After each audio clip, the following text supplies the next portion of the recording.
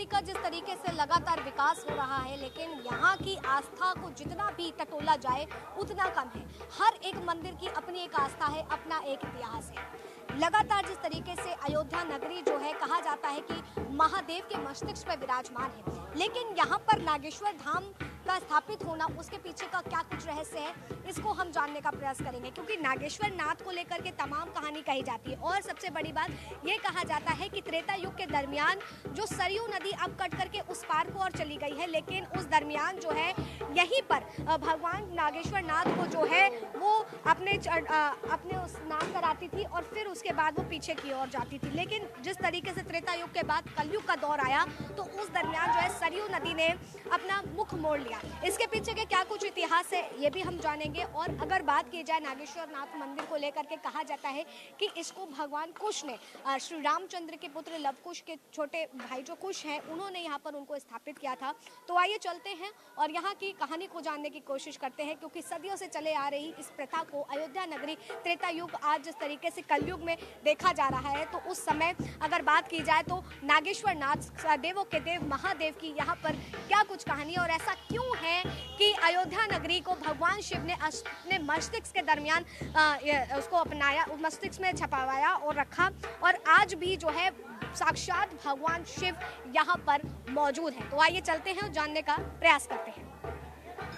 अयोध्या नगरी में भगवान शिव किस तरीके से आए, इसको लेकर के तमाम कहानियां हैं, लेकिन यहाँ पर जो नागेश्वर नाथ है, कहा जाता है कि अयोध्या नगरी में साक्षात शिव जब आए तो यहाँ पर ठहर गए और रुक गए। और आज के समय की अगर बात की जाए तो अयोध्या नगरी जो है शिव के मस्तिष्क में विराजमान है।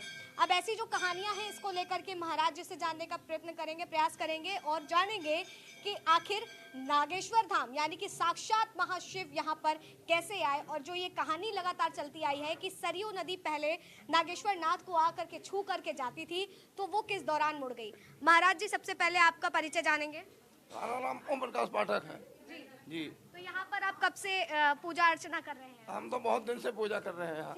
नागेश्वर नाथ की क्या कुछ कहानी है, क्या कुछ किस्सा रहा है, हमें बताएं। नागेश्वर नाथ की बहुत कहानी है, बहुत महिमा है जी। लिखा है अशित गिर समम सात कज्जलम सिंध पात्रे सुरतरवर शाखा लेखनी पत्र मुर्वी लिखत यद गृहीत्वा शारदा सर्वकालम तदप तो गुणानामीश पारम नया थी जी। एक बार लोग कुछ आए थे सरजू जी में स्नान करने के लिए। कुछ भगवान का कंगन जो है सरजू जी में गिर गया था। सरजू जी में कुमुद नाग रहता था, उसकी लड़की का नाम कुमुदनी था। तो कुमुदनी पा गई थी, तो कंगन को उसको प्राप्त करने के लिए जब उन्होंने संधान किया उस भगवान ने, और कुमुद नाग के प्रार्थना करे लागे, कुमुद नाग प्रार्थना करे लागे भोलेनाथ के कुमुद नाग के प्रार्थना से भोलेनाथ प्रकट हुए यहाँ पर और उनको अभयदान दे दिया।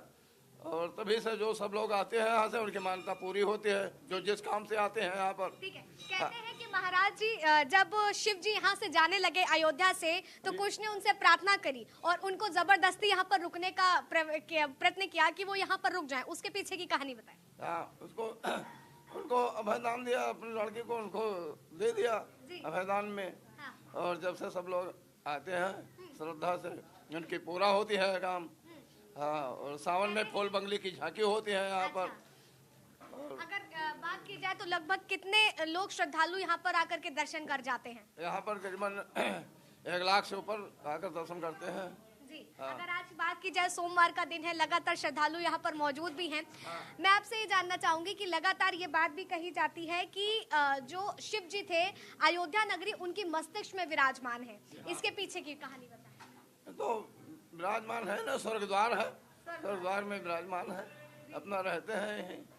कहते हैं कि भगवान शिव को गंगा प्रिय थी, नदी जिस तरीके से उनको प्रिय थी, और श्री राम को भगवान शिव प्रिय थे। और अयोध्या नगरी में जिस तरीके से शिव जी का वास है, कहा जाता है कि त्रेता युग के समय सरयू नदी इसी के ओर गुजरती थी, शिव जी को छू करके जाती थी। लेकिन ऐसा क्या हुआ कि फिर सरयू नदी ने भी अपना मोड़ उधर को कर लिया। उधर मोड़ जो है पहले यहीं बहती थी, सरजू जी यहीं पर रहती थी, धीरे धीरे उधर छोड़ दिया जो है, जब ये पुल बनेला तब जो है उधर मोड़ दिया सब।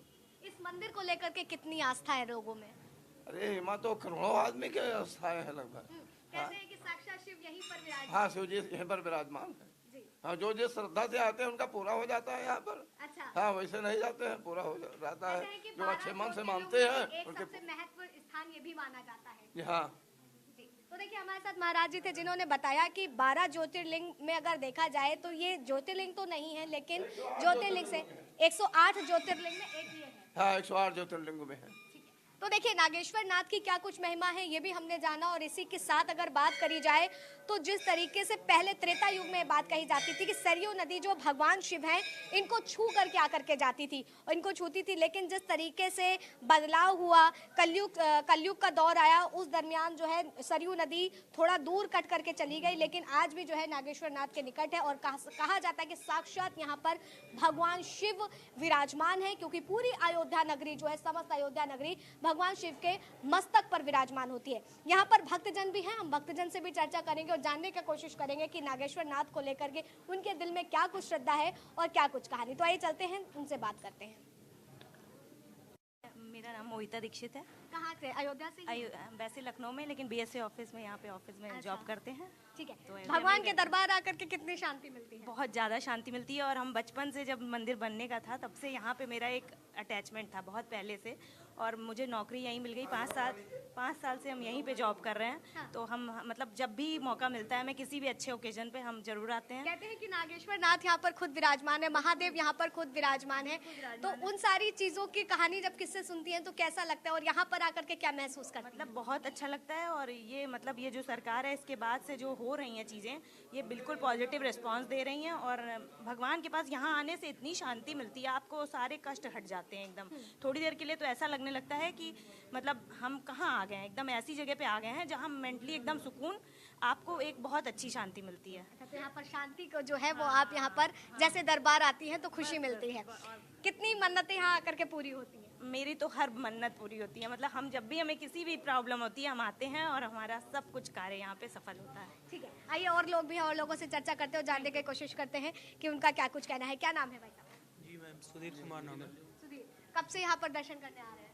मैम मेरा तो पहली बार है। पहली बार है। यहाँ की कुछ कहानी सुनी है ऐसा महादेव को लेकर के? हम यहीं पे रहते ही जॉब अच्छा, करते हैं। यही जॉब करते जी, हैं। ठीक है, और लोग जानते हैं। क्या नाम है आपका? पूजा राम गोस्वामी। पूजा राम जी, तो क्या कुछ है महादेव की कहानी, कितना कुछ जानते हैं नागेश्वर धाम के बारे में?